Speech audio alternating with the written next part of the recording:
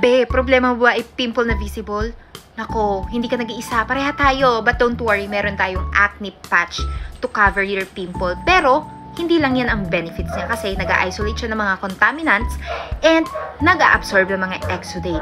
And from 3 to 5 days na gamit mo, sure ako, proven and tested, magda-dry yan. Kaya, ano pang hinihintay mo? Lagyan mo na yung mga pimple mo, no? Like this. Yan. Siyempre, linisan mo muna yung mukha mo. Ayan. Tapos, i-dry up mo yung mukha mo. Tapos, kumuha ka ng pimple patch and press to 3 to 5 seconds. Ayan.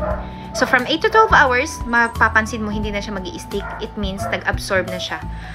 Okay? And then, pwede mo na siyang palitan ulit ng bago. So, ano pang hinihintay mo? Bumili ka na nito. It's so affordable and 6 pads na siya and each pad merong 40 pieces. Pwede mo pa siyang i-share sa iba na meron din mga pimples. Okay? So, anong pang hinihintay mo? Dito na sa yellow basket ko. Check mo na.